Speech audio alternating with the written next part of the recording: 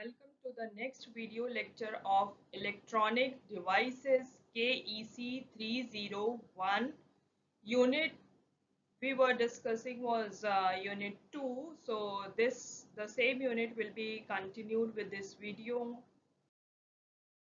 So the topic that we have discussed in previous video were related to the carrier concentration. We have done the derivation of carrier concentration for N-type and P-type carriers. So now if we have a intrinsic carrier concentration, we want to calculate intrinsic carrier concentration means the semiconductor that we have is intrinsic type semiconductor. Intrinsic means it is a pure semiconductor. So as we have seen in previous lectures that we denote the concentration of electron and proton by Ni and Pi, that is used to denote the electron and hole concentration in intrinsic semiconductor. So as it is an intrinsic semiconductor means it will be having equal number of electrons and holes in it. So for that it is written Ni is equal to Pi because it is an intrinsic semiconductor. So we can write N naught value we have calculated and P naught also we have calculated. N naught is the equilibrium carrier concentration of holes into an intrinsic semiconductor and P naught is the value of holes, that is hole concentration for intrinsic semiconductor.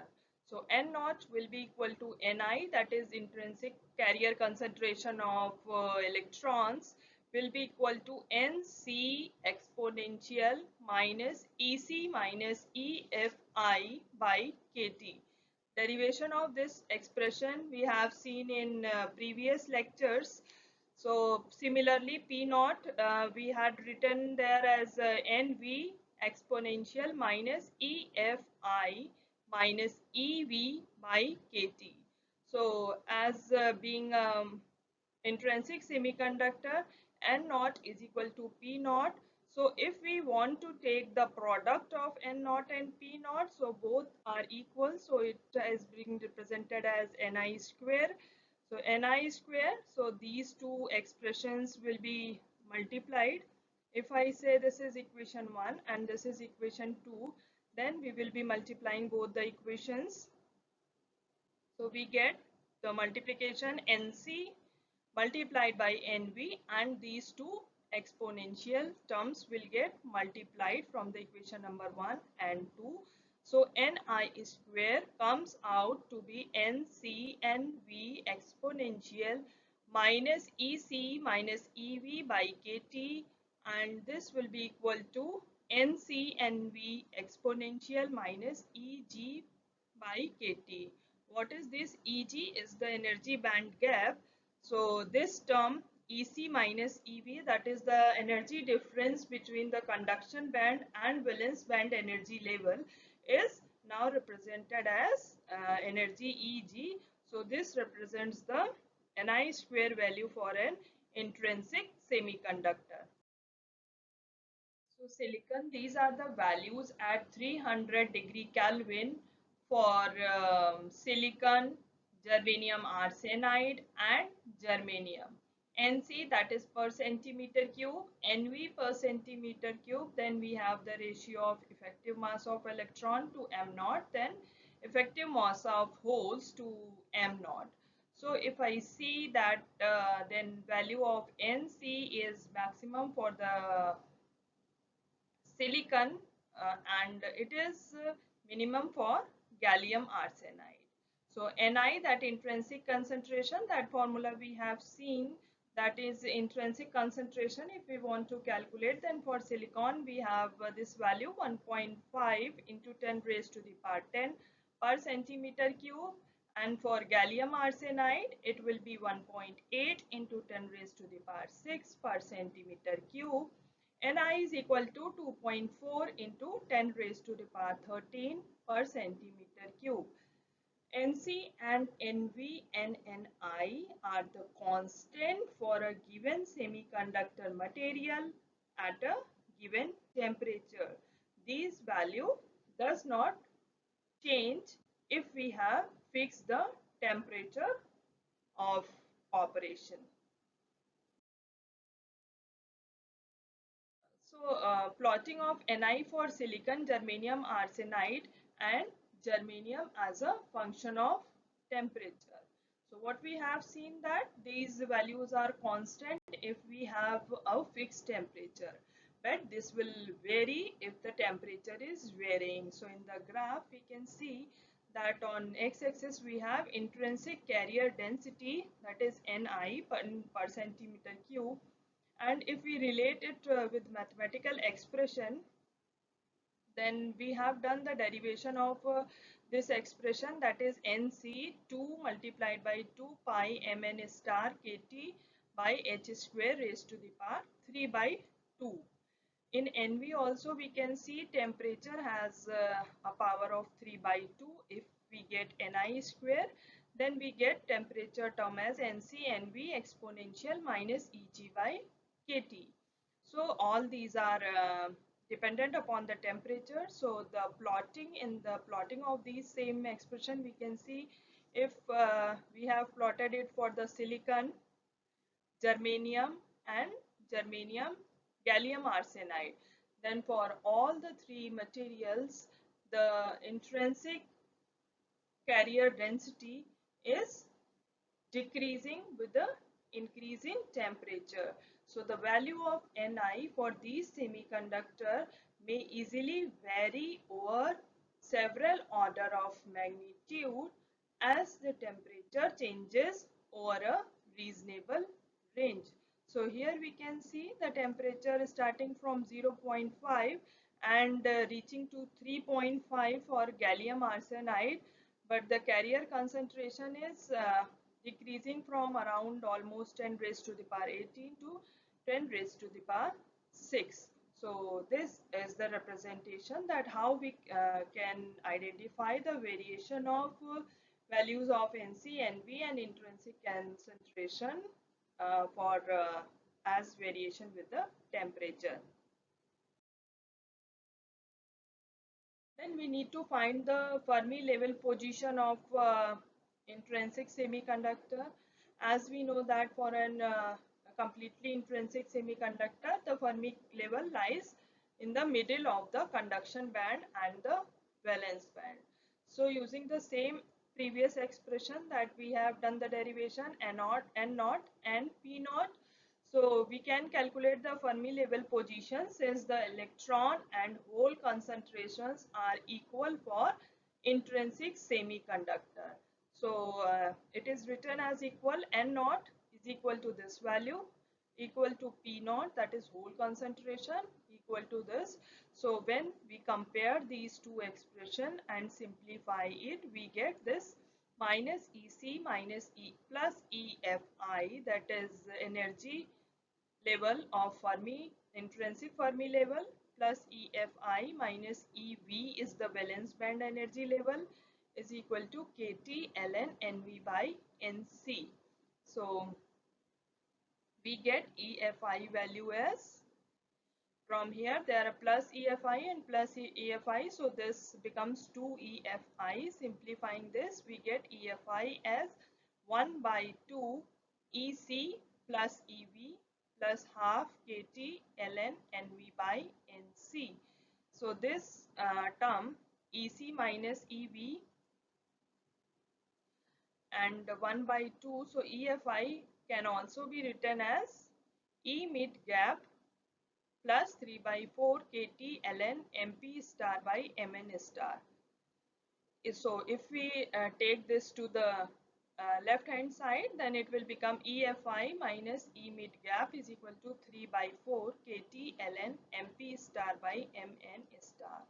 So if MP star is equal to Mn star, means effective mass of hole is equal to effective mass of electron, then intrinsic Fermi level will be in the center of the band gap.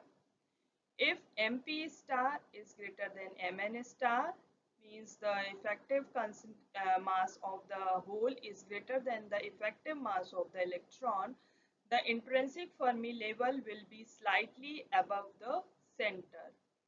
And if effective mass of hole will be less than the effective mass of electron, then the intrinsic Fermi level will be slightly below the center of the band gap. Ionization energy.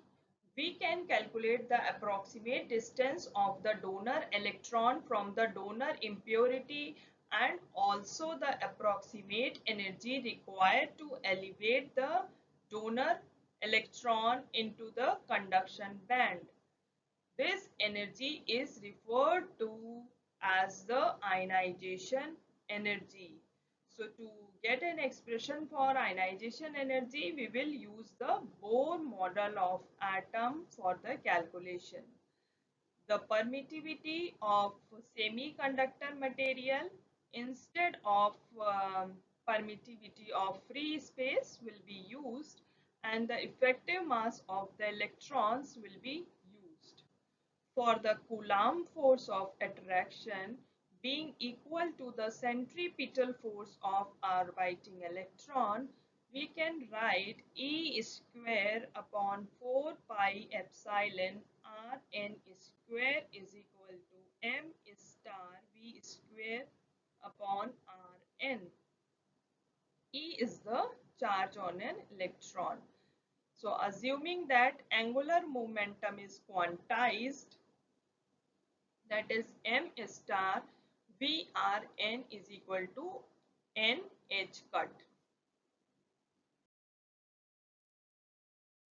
So we can write V is equal to nh cut upon m star Rn. N can be n1, 2, 3, and simplifying this we get Rn is equal to Rn resistance as n square h cut square 4 pi epsilon m star e square. So this value we have, and v value we have like this, n h cut m star Rn.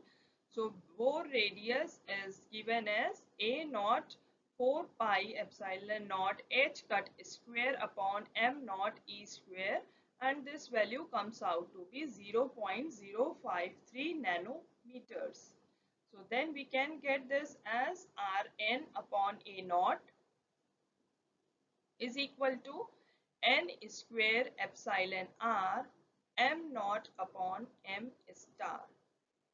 So if we consider n is equal to 1 state, and if we consider the material or the semiconductor to be silicon, for which we have epsilon r as 11.7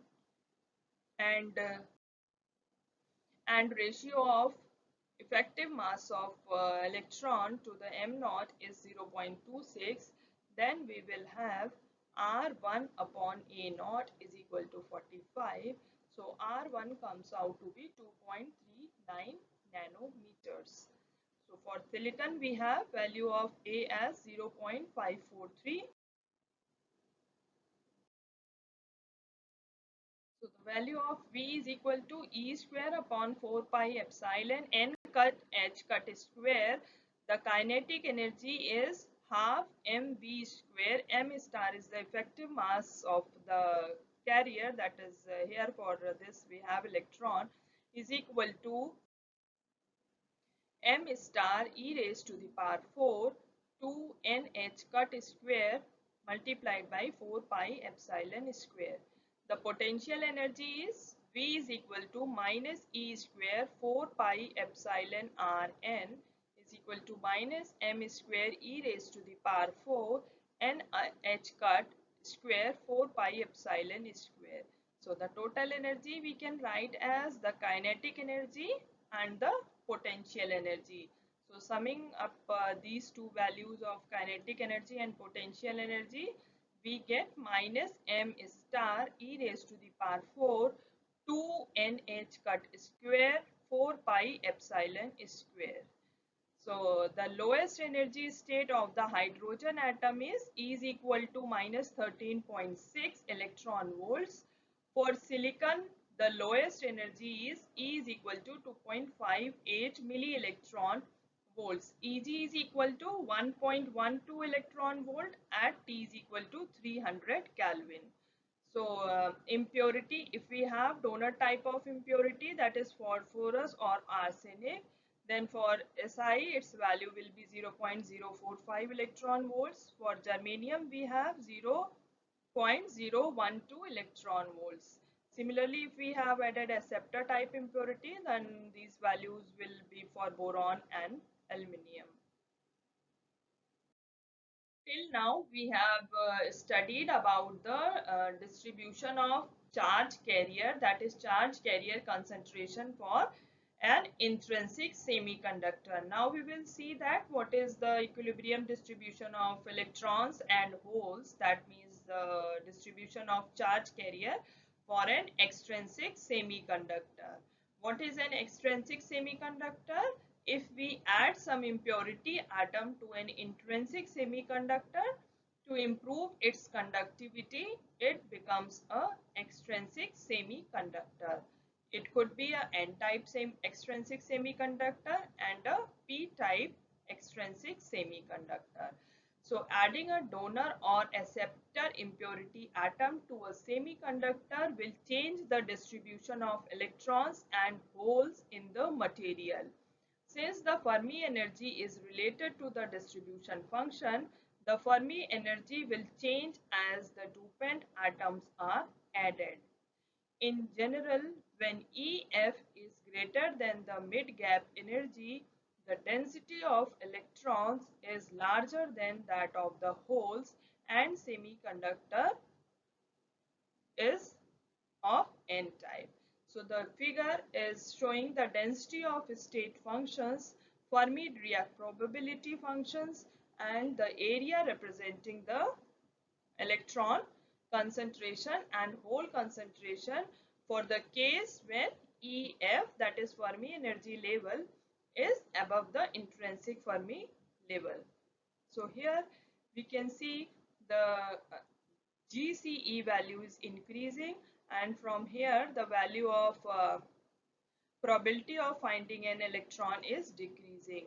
So effectively what happens is that initially it increases, then it start decreasing. So that is represented here, that is the area N naught that first increases, then due to the effect of that Fermi-Dirac distribution it starts decreasing. So area N naught represents the electron concentration. So initially we have more value of electron concentration, then electron concentration decreases with the increasing value of energy. So if we see towards the valence band energy level, then here we will have hole concentration. In the similar way, the first it will increase and then again it will start decreasing. So the same curve is represented here. The area is representing the hole concentration. Initially it is increasing, then it decreases and reaches to near to where Fermi potential or finding the probability is 1. In general, when EF is less than E mid gap, the density of electron is smaller than that of the hole and semiconductor is P-type.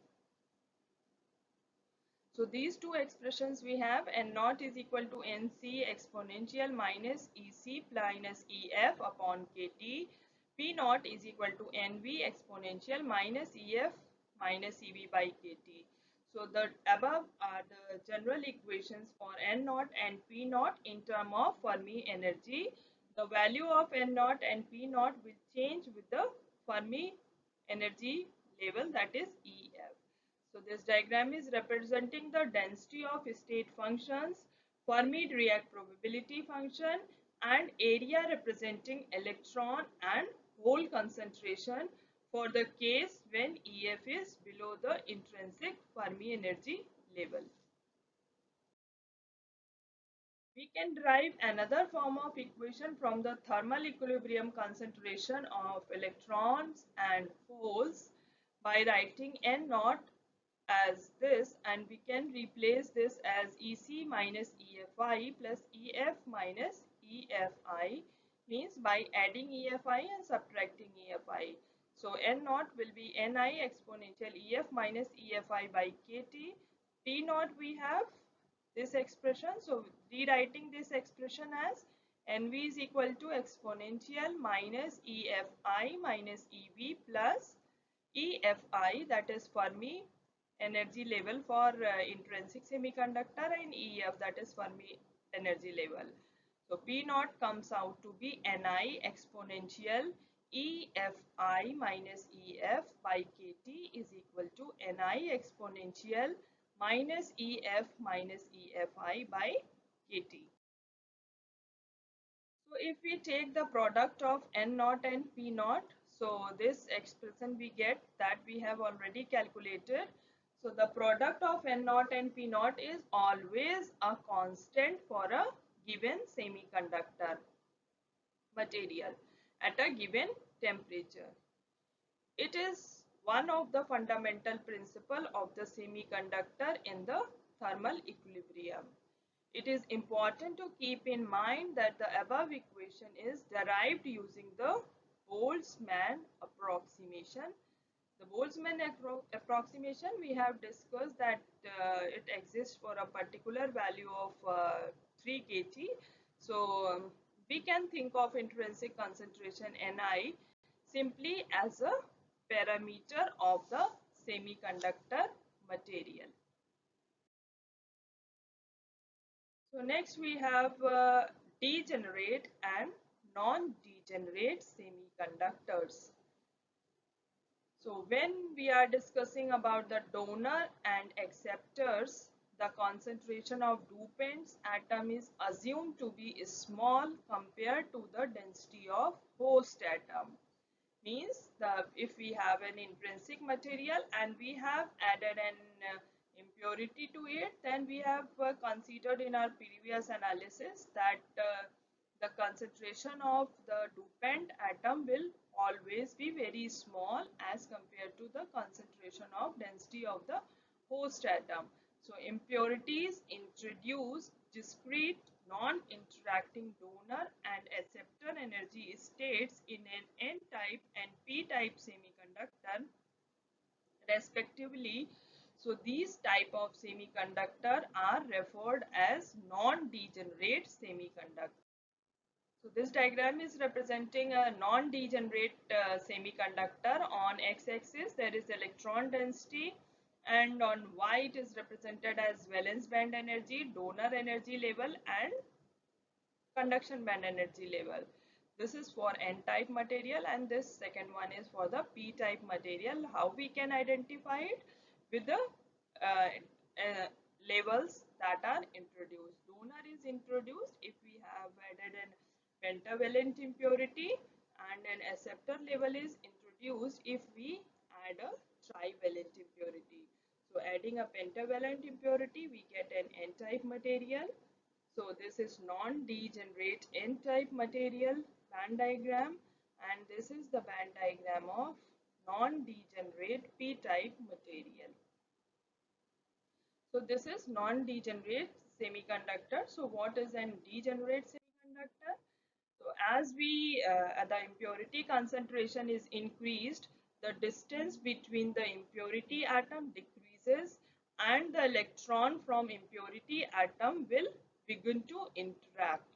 When this occurs, the discrete donor or acceptor energy level will combine into a band of energies.